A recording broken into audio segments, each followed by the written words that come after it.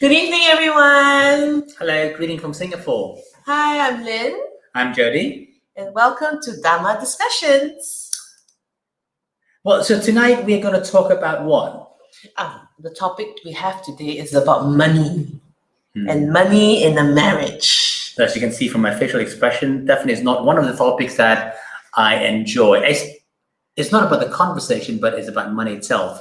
But anyway, let's talk about Dharma discussions. Yes, why are we doing this? Every Saturday we come together at 9 o'clock Singapore time or 9 a.m. EST, and we bring up different topics to discuss. And we got discussions because we really hope to get a interactive discussion going, not just between us, but also with all of you out there.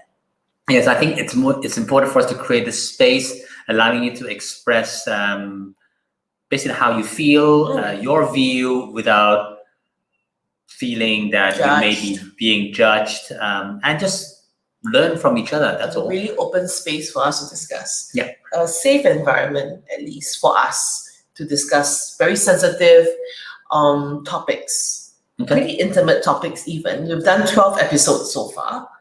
12? Yeah. Oh, wow. I didn't realize it's 12 now, huh? Yeah. It's our 12th episode already. Wow. Okay. If I didn't lose count, it's at least 12. So tonight we're going to talk about money. Yes, money in marriages. Did you know that money is number one thing that couples fight over? In fact, it is one of the number one things that people fight over anyway, right? True, and much less in the marriage. Even for us, we thought about money before. Yeah, we have. And it's one of the top 3 reasons cited for divorce. So I think it's a very important topic to discuss. Wow, that's true. Oh, I personally do not like money. You don't like money? No, it's not that I don't like money. It's that I don't have a good relationship with money. Your relationship with money is not very good, so you need to build on it. Yeah, it has evolved over a period of time. So in the past, I never liked it. I thought it was something evil. Okay, I had that before. And then it has gradually turned into, it is okay, they're not evil, depends on how you actually use it, spend it, or get it. But then again, to me, money is just simply a tool. And as a result of that, I never respect money or value or treasure money. So money comes in, it goes out. Money comes in, it goes out. It's not that I spend, it just simply miraculously, the money will, through one way or another, just gone. Oh, wow. I spend. My problem is I spend too much. Okay. I'm a spendthrift. I remember I used to rake up huge credit card debt. Wow. I make money. I mean, I work really hard. And I'm always very generous. I like to buy things. And I like to buy things for my family, people I love. So I always rake up credit card debt. Like, I know in the beginning when I had my first credit card, the limit was like 10,000. And I raked it up to like 10,000. And then I had to get billed out. Like, I needed to get like my uncle to lend me money. I had my ex-boyfriend to lend me money. Wow. Okay. Twice. So I burst my 10,000 credit card debt when I was like 20, early 20s. Oh. Twice. I never so I need had to learn. Then I learned how to manage. Oh. So I'm much better at it now.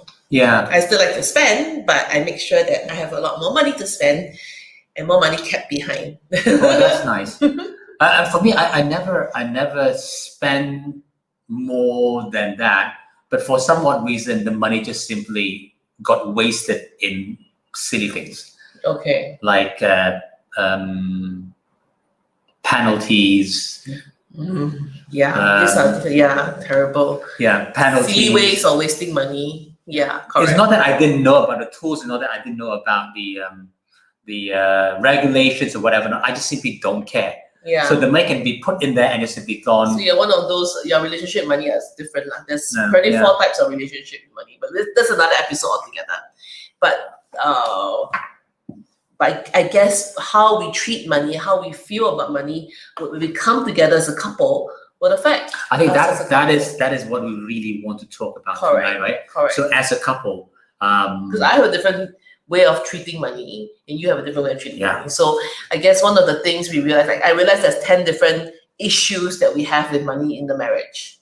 So I wanted to actually bring them up today. Okay, let's roll it out and talk about it. Okay, so the first one is really the differing attitudes towards money. That's what we had just now, right? Yeah, how we feel about money, our attitude towards money can be very different. Like one of us could be a very thrifty, but one of us could be a spendthrift, for example. So very different. Mm-hmm. Yeah. And the interesting part is we may not even know until we got married, until we saw the pattern, and then this could create a friction as a result. Yeah, I think it's really important to talk about our financial situation or our financial attitude. So talk about finances and money before we get married, because when things get serious, but to talk about it. Yeah. I know it's a good advice, but we didn't talk about it before we got married either. No. But it's never too late. Yeah. So when things are on the smooth sail, Things are good.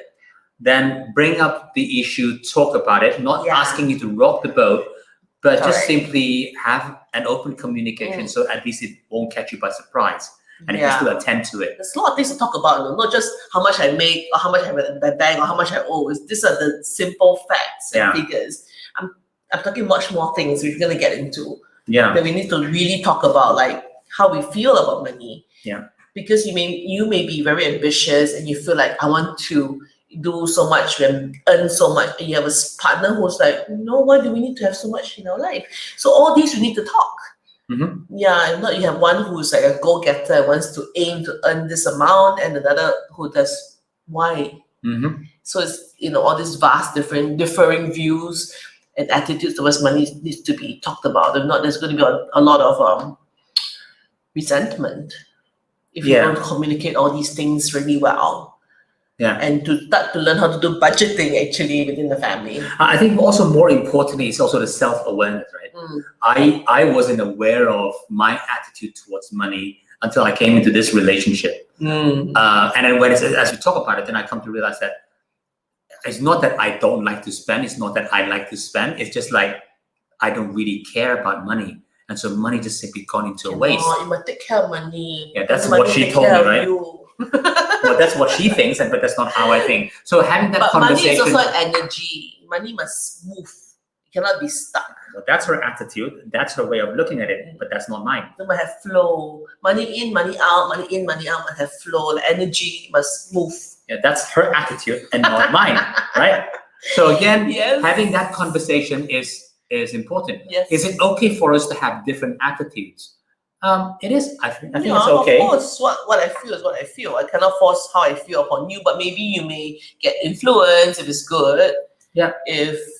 Or I come to appreciate that as her view, and it could have some good influence. So as far as money matters concerned, I feel that she has got a better attitude than I do. So right. I better grasp it. Then you take care of it, and I'm good. Yes, that's fine with me too. Yeah. It's like I get all the money with me. Yeah. Now this is an interesting one about. Yes, priorities. Do we even set priorities as a couple? What are our financial priorities? What goals do we want to achieve as a couple? Do you want to go, I don't know, see the pyramids? Do we want to go to Paris? Do we want to have kids? How many? How much would they cost? Do you want to send them to private schooling or public schooling? All these things we need to prioritize. For some couples who earn really well, but all they want is to give the kids the best. So all the money is going to be spent on their kids. They will not buy expensive, luxurious stuff. They won't eat expensive. They won't do all these things because to them, they want to only spend on the future of their kids. And that's fine because the both of you have agreed that that's your priority. But some of us don't. I want to spend things on myself. I want to spend things on us. So there's a certain amount I want to spend on my kids, but a certain amount I want to spend on us, like our trips or our experiences. So every couple is different, and that's fine. Yeah, as long as you talk about it and agree on it, how you want to. But she used the word priority. I would use the word how you want to put the weight on which one is more important to you, and that's where you will put the money in.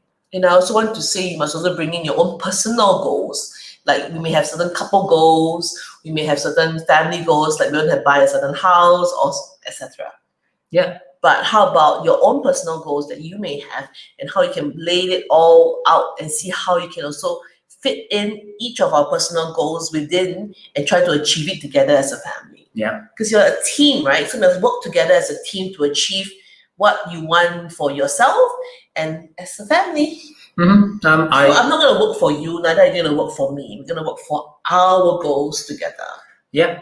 I would use the word, what is ambition, what is your need, what is your want, and then you also have a conversation about what is our need and what is our want, our ambition, Sure. and then start building towards that. And having that conversation is important. But if a couple have difficulties doing it, would there be like, could you help them like as a mediator? Could you be like a mediating point, to be an objective point to help a couple discuss this through?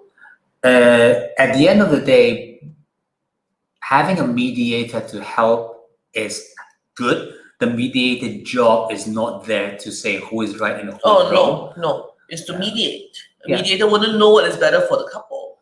Yeah. So the job is to create the space, just like this one, allowing both parties to be heard and also to express, and then coming up what is the best win-win for all. So we have a sharing that say, must also allocate budget for every single thing like home cooked meals, restaurant eating, entertainment, child expenses, etc. Money to the parents, etc., etc. Yeah.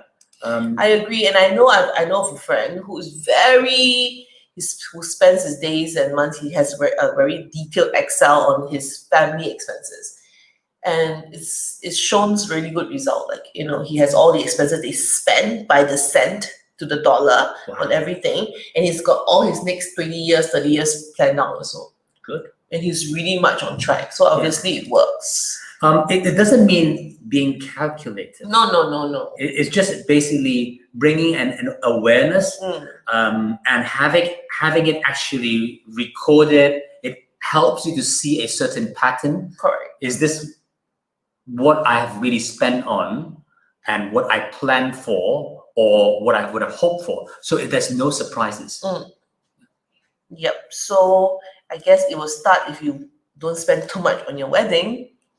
Because a lot of us, have our dream wedding. We dream about it all our life. When we come together, we're very excited. We are like basking in the romance and the excitement, and then we overspend on our wedding because we want this, we want that, we want this, we want that, and you're like, it's once in a lifetime. You think? I to us, it's not once in our lifetime. But we didn't know that, did we? No.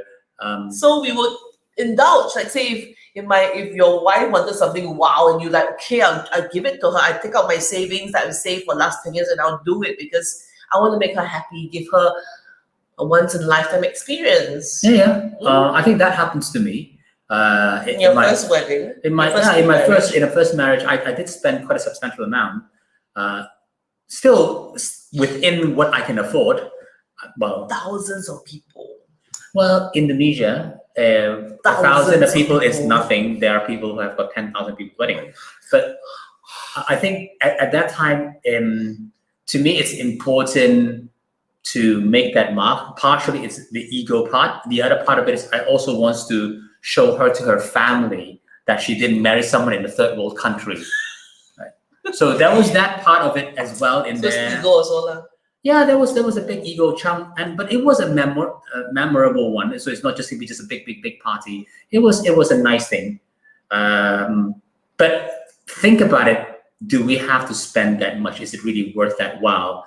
So maybe it's a good conversation to have about it before it happens. Sometimes it also comes from the pressure. Could or be the parents' pressure or pressure of society or friends and peers. Wow, who and who, my classmate, wow, their wedding so wow, and ours feels so you feel pressured. In a lot of Asian culture, in Indonesia, I know for sure, the wedding is not really for the couple. the wedding is really for the parents. I've been to one with you. Wow, it's amazing. I thought it was such a lavish wedding, but it wasn't even a wedding. It was just the engagement party. Yeah. I was really blown away with the magnitude and the extravagance of it. But So that happens in a lot of Southeast Asian or North in the South Asians culture. oh yeah, millions they would spend. Yeah, millions. They would But if spend you can millions. afford it, it is fine. It's fine. I'm talking about those who never really sit down and budget it, and you just overly spend because for whatever reason, and then you go into your marriage in debt because of a wedding or honeymoon, etc. And that would be a pity because then you go in, start feeling stressed and fighting over money. It's not like, to me, it's not the best footing to go in and go into your marriage in debt due to yourselves. Yeah, I would rather spend the money on honeymoons. Yeah, if I had to. Yeah. So have that conversation, not about the budgeting, how much money you need to spend and spending on what, but the weight, how much do you really want to spend on this, and is it worth the while? At least have that conversation and come to a consensus and agreement. Yeah, I that's remember when important. we were planning our wedding, I had like people telling me all different things. Like, oh Lynn, you do whatever you want. And I can really want a lot of stuff. But ultimately my challenge to myself was to organize the most beautiful, intimate wedding at the cheapest price. That sounds okay. This sounds very With the very lowest budget. It was like my own personal challenge, like to achieve a lot with very little is always my way of Yeah. everything. If you can make money, it's even better, right? Yes, sir. So I was like, that was my challenge, and I did it. I was so happy and so proud of myself. That's the good thing of marrying a Singaporean girl. No, this Singaporean me, marrying me, not a Singaporean girl, me. Okay. To achieve a lot with very little. This is my forte, and I was very proud of myself. Yeah. So anyway, don't spend too much if you can't. Okay. You know, I know of a couple. They started off very little, and he couldn't even do very much for her in the wedding, and then he ended up having a very simple nothing thing, and he ended up being really rich and wealthy. 10 years after the anniversary, she threw a huge wedding that she didn't have because they were really quite poor. Mhm. But then he became very wealthy in 10 years, so you can always do that too. I thought that was very sweet. Okay, next. So one of you or both of you come into the wedding, come into the marriage with debt, past debts or recurring debt because you just can't help yourself, or you keep repeating and overspending, like how I used to overspend with my credit card, and you don't learn your lesson and you keep doing it still. Then your poor spouse kind of have to inherit your debt, Oh yeah. right? Oh yeah.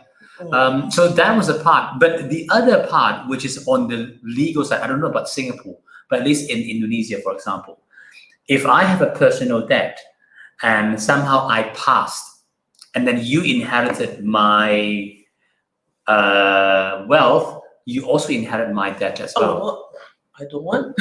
Yeah, so that also happens. So think about this. So I'm not saying you should not borrow money on or whatsoever, but if there is a personal debt of yours or any potential part of it, I mean, we understand it because disclose we're it. both in business, and I've had huge debts before due to the business. You sign a lot of trade terms and loans and all these things. Oh yeah, or personal guarantee. Personal guarantee, especially in Singapore. I don't know about Indonesia, but in Singapore, they're so kiasu.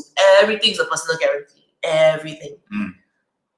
So there's implication. Her personal guarantee, if she's single, that's hers. But once we're legally wed, her personal guarantee, I will have to show I that don't in think the in end. Singapore it's like this. That's the part check. you need to check If about it. anyone Unless you have a knows. prenuptial agreement. That's a different I story. don't know whether you have to incur any of my debt. In in Indonesia, Singapore. Yes. So I need to check. But very lucky, I don't really have. No, same thing. So that is, at least that part is clear. So we know who owes how much and what is our potential exposure. Right? Yeah. That one is very important. Yeah, and not to keep reoccurring, and then the poor spouse have to take on your burden. Yeah, the recurring part, it happens a lot to some couples I've seen. I mean, I personally was guilty of it when I was 21 years old. I was guilty of being like that. Like I maxed out Overspend. my credit card. I got it paid off and I did it again. Yes, I did it again. So if I don't learn how to manage it, I will still keep having this bad habit of just over splurging. Yeah.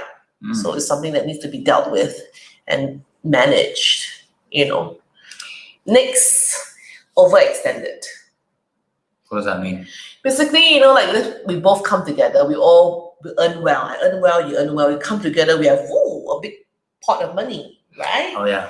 And what do? Because we have a new life together, a great adventure. We buy a much bigger house, we buy new cars, maybe not one but two, like a sports car and an SUV. And we have to go for our ski trips because all our friends do it. Or we have to go to exotic places and fly business class because our friends do it. Because it's Instagrammable. I don't know, but we overextended. Oh, so you're spending more than... No, maybe you could afford it because we both earn well. But what happens when something, one of us lose our jobs? Like now with COVID, people lose their jobs. Nothing to do with me. I'm doing a good job, but these circumstances, and then we're trouble. We overextended. We bought a new car, we got a new house, or we signed up a new country club membership, things like that. But we could afford it. We maxed out everything. We have no savings, but we not overspend, but we don't have anything extra left. So that's a situation. Apparently, in fact, a lot of couples who make a 6-figure salary, the mid-high, are the ones who are always trapped in debt because they want that life because they do earn well, but they don't earn like the super rich, but they want to lead that life. So they're always trapped with too much debt. Yeah. When you're lower income, you kind of spend within that because you don't have very much to spend, but you are like you can't even probably borrow in the first place. Correct. But because you're on the upper middle, I can borrow. I have access to banks. I've got good credit card can be like 100,000 or more, so I could spend.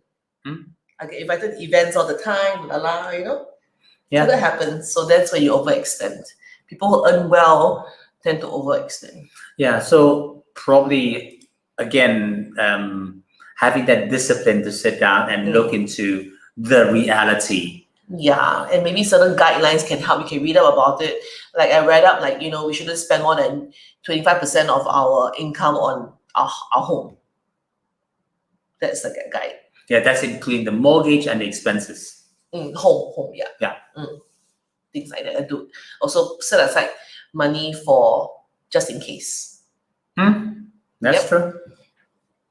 Okay, next thing that couples fight about is the inability to agree on how to spend our combined income. So then you have certain money you put together, and then we fight over how to spend it. Oh yeah. Maybe you want to get another bike or a car, and I'm like, I don't drive, I don't want a car. Yeah. So we keep fighting over how to spend it. We're not able to agree how to spend our money. Yeah. So how then, when this happens? Again, having that conversations beforehand is important. Yeah, let's say it's too late, we're already married. Then how? So again, having that conversation before. So there's a one saying, right? When is the best time to plant a tree? It's probably 20 years ago, right? Correct. When is the next best time to plant a tree? Now. It's now. If not, it never happens. Correct. And then when shit hits the fan, correct, then you're no longer talking. Yeah. You so are much anger arguing. And resentment that's built up and a lot of blame. Yeah, it happens. I told you not to do this, but the time I wanted to buy, you said okay. And then I've been there. Seriously, I've really been there. Yeah, like the overextended. Like I know before my divorce, we bought a brand new Audi A8 because it was the newest thing in town. We're the first few in Singapore who got the model. It was a bit of a lawa situation, ego.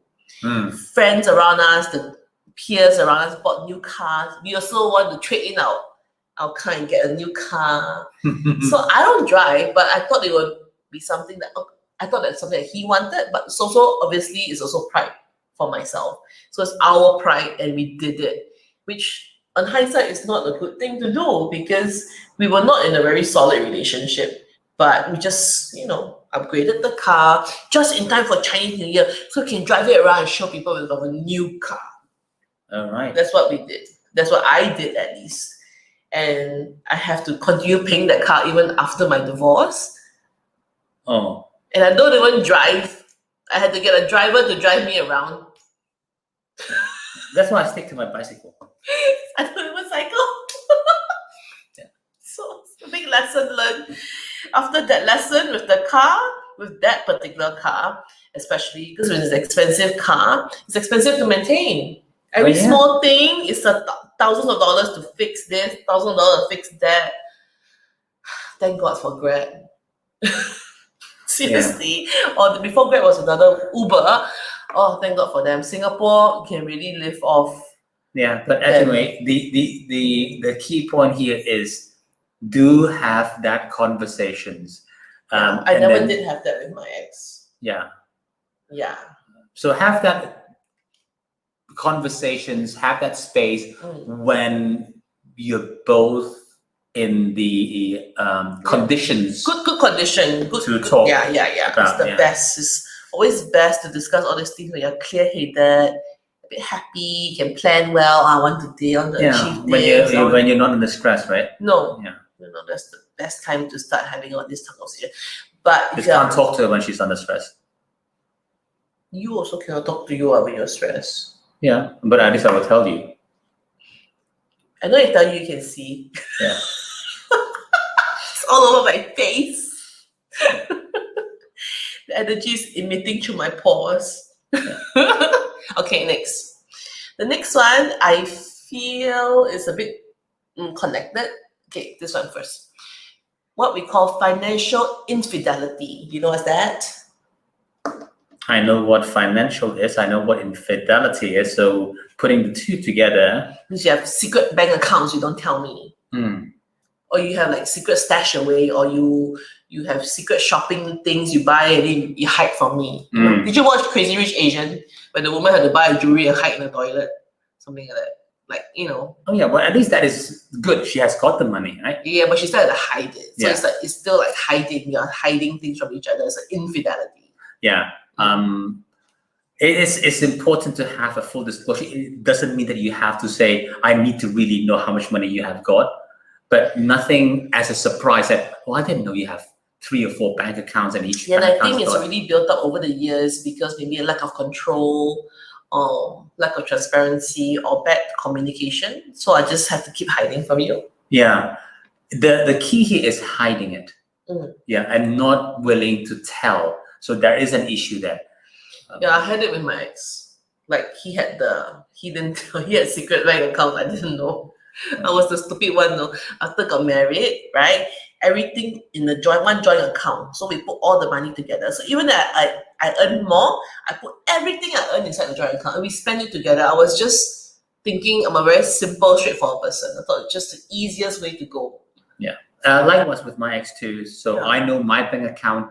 I opened a joint account with her. She personally have bank account of her own, which I have no idea of. I didn't even know he had one. I thought that we were the same, like we both put everything inside, but it's not true. Got money stashed away in his own personal account. I didn't even know. Okay. It was a bit complicated after the divorce because everything was taken from that bank account, which I learned. The joint bank account. The joint bank account. And I also learned that after when that happened, the joint bank account was kept open for a few years, even after the divorce. I should have really closed it. And he still have access and still uses the money. Because, I stopped putting money in it, which is why I didn't think I needed to close it. But that was my mistake.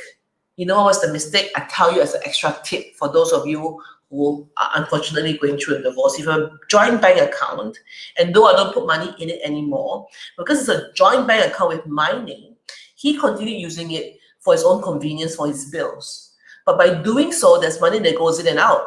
Then he claims those money that goes in are for me. But I didn't take him.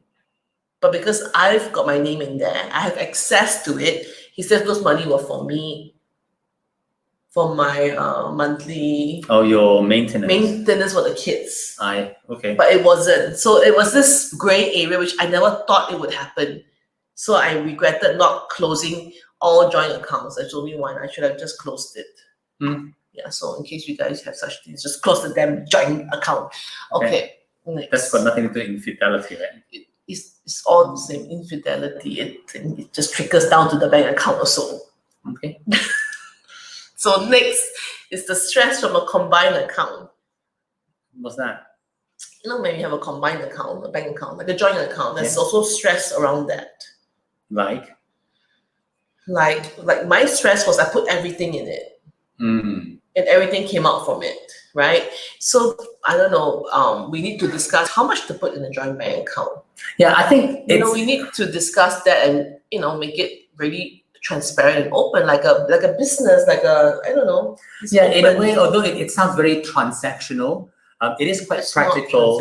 It's quite practical to have a joint account where we both have access and have an agreement how much each needs to contribute. Correct. The access, how much. Who has got the right to make what decision? Yeah, so for me, quite simple. You bring in 10,000, I bring in 10,000 each, and our family requires 10,000 to maintain itself, like paying the bills for the house, meals, and etc. for the kids' school. Whatever we spend as a family comes from this joint bank account. So both of us will put 5,000 of our own money into this joint bank account, and we use it for family holidays, etc., etc. So your 5,000 you keep for yourself, and my 5,000 I keep for myself. Yeah. So if the family requires 5,000, you both put 2,500 together. That is the ideal. Ideal. Right. I'm just saying, you have your own ways, it's fine too. So again, there are many mechanisms, there are many tools. Correct. But what if, so these are incomes from, is it double incomes? Yeah. Put in the joint account. Correct. We have like a budgeted monthly expenses. We calculated how much we spend per month as a whole family. Yeah.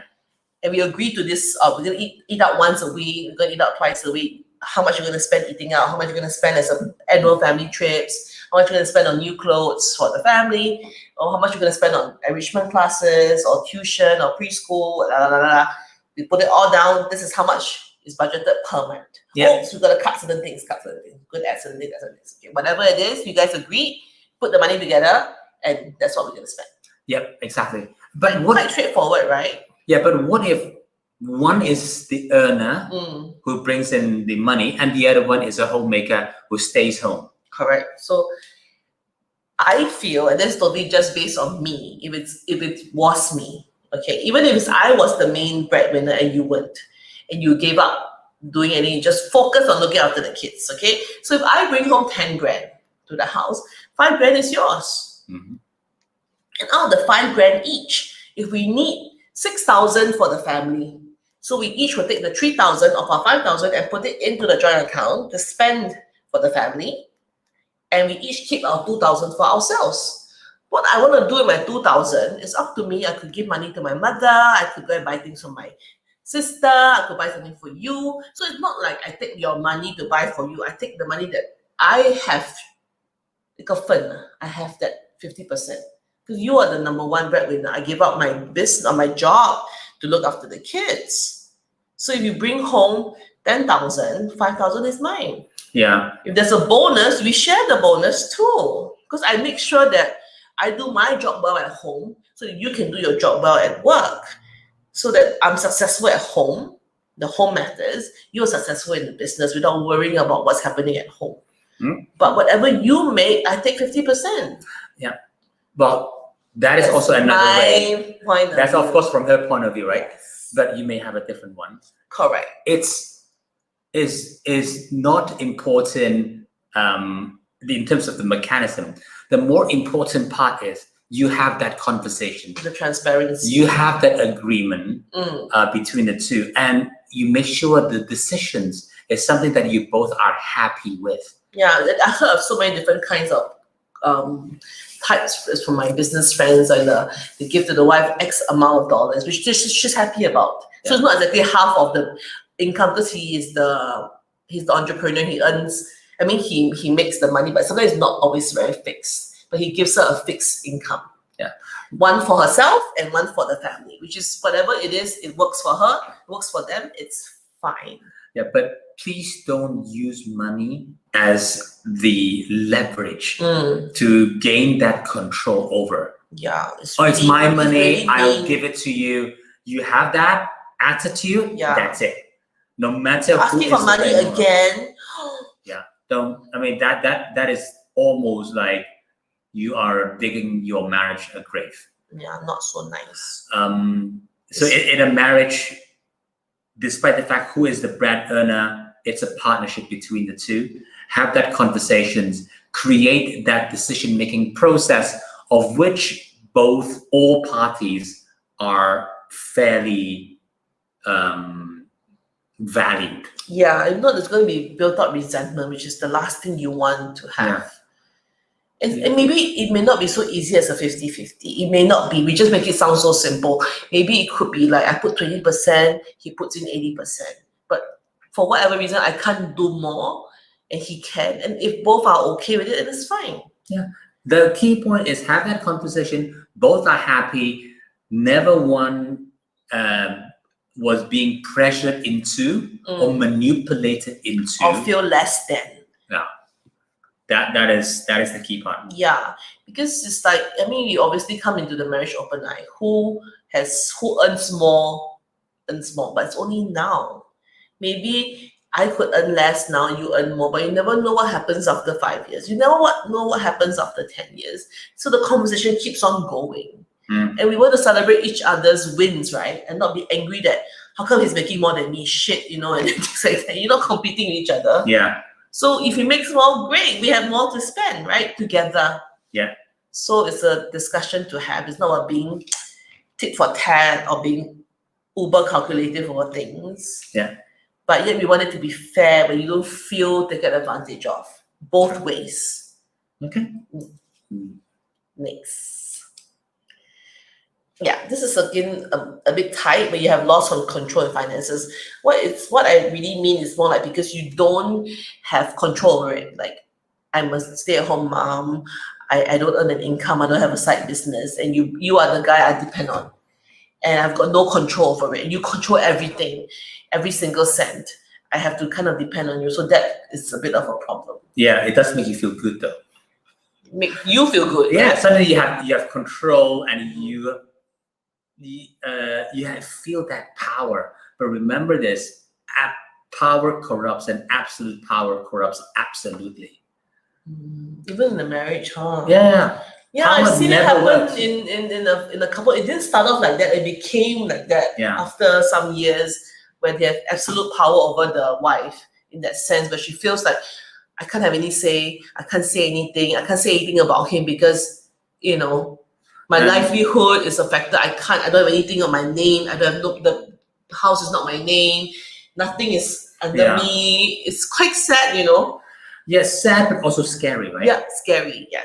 But then what trigger is ultimately security is very important to anyone. And what people will do when they don't feel secure. Yeah, without knowing. Little did you know, the less secure party will create something. Yeah. You act out. Yeah. Maybe acting out, maybe they will find something to leverage out. So you have money to power over me, I will use something else. Oh, yeah. So it becomes a power the drama struggle. keeps going on. We use the kids over you, we use sex over you, we use a lot of things over you. You'll be surprised. Then the whole dynamic becomes a power Very struggle. transactional. Transactional is probably the entry level. It becomes very political. Like what? You will find ways to manipulate. So instead of really building a relationship, you're looking at loopholes to find my win. That becomes very ugly. Sounds so tiring. Yeah. I know what you mean. Well, it turns very evil, which is very sad. Within a marriage?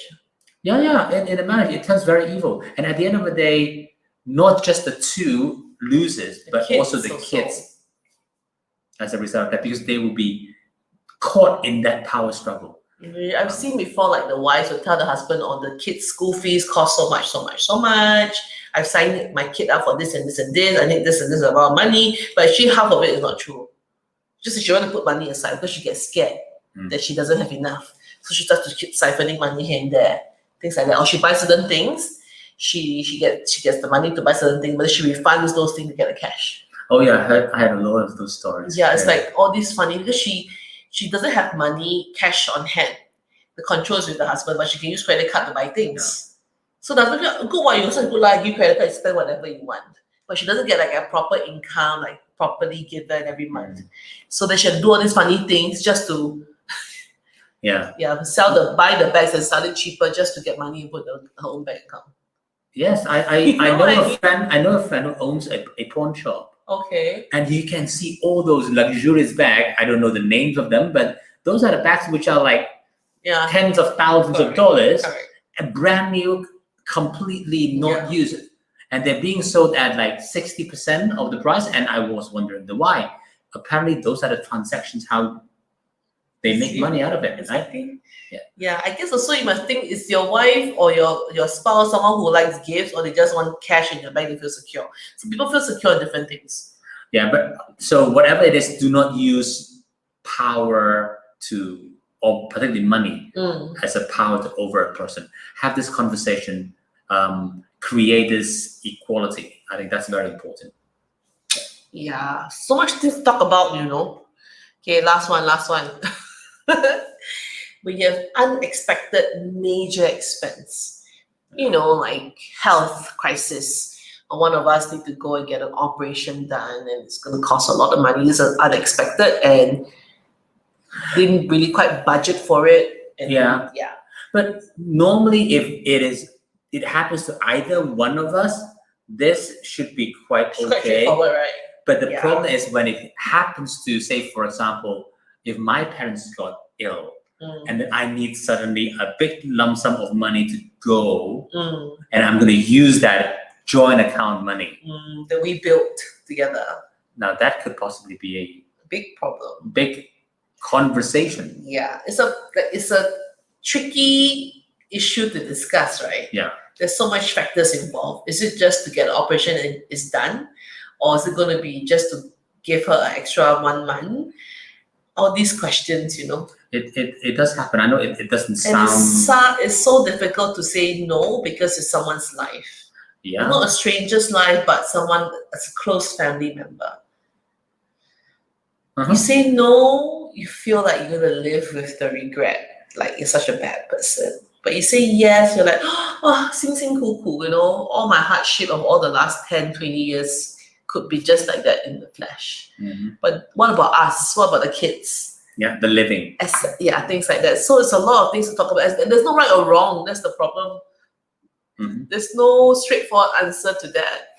So before that happens, I'm not saying that it will, and hopefully it will never happen. But in the unlikely event of that happen,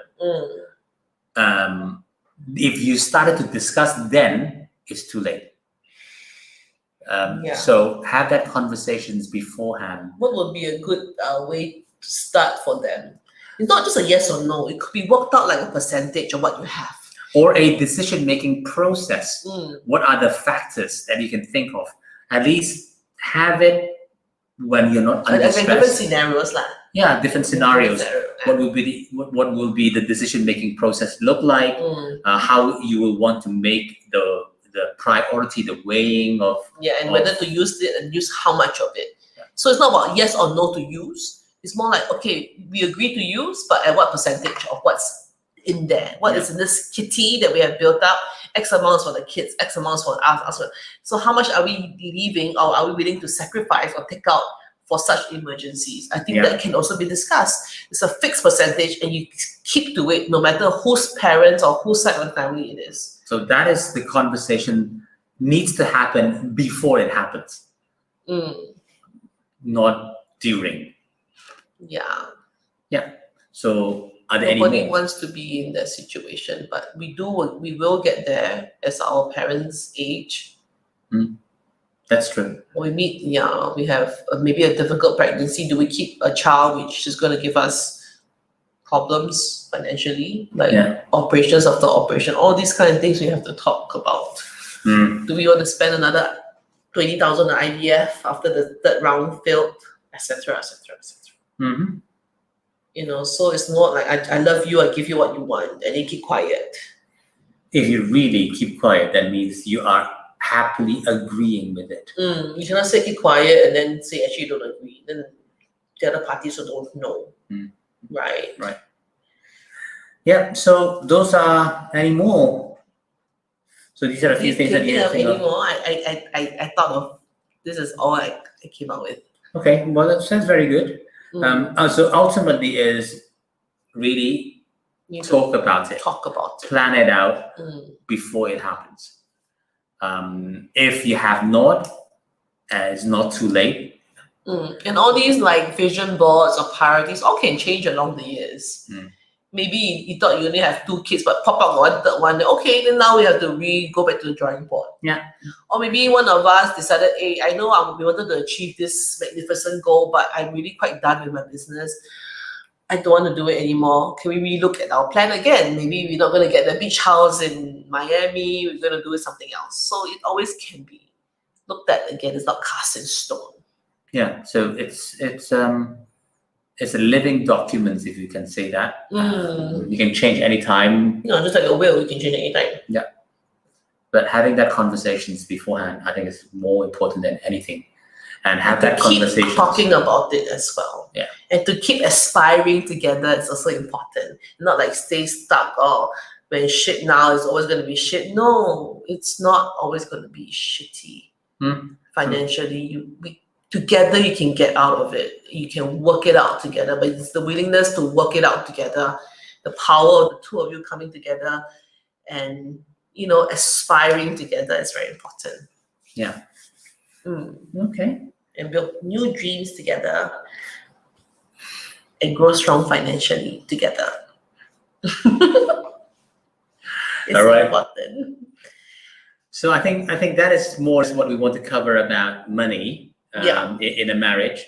If you have any questions, any comments, drop us a note in the Facebook comments. And also next Saturday, we want to talk about parenting styles in a marriage. Yeah, that could be quite interesting. Parenting styles in a marriage. Not as though we're experts, huh? But again, it is also one of the factors if couples fight a lot over the different parenting styles. And we have different parenting styles. Yeah. But I'm not going to let that affect us to the point of divorce. That's crazy. For me, we have to work something out. Yeah, but that led to mine in my previous marriage, really? Which was quite sad. Yeah. We have a very different... I think it's because of that, amongst other things. That could be a trigger. That could be one of the triggers. But a lot of arguments as a result comes out from there. So it will be a nice conversation to have for next week. So if you guys are interested in that, you guys are parenting experts, please join us so we can have more comments and feedback. We can also learn from you. We really like to do that. So we can have more of a discussion amongst more of us. And next week is about parenting. Brilliant. Yeah. Okay, so until then, I'll see you all. Thank you for joining us. Have a great Sunday tomorrow. Bye. Bye.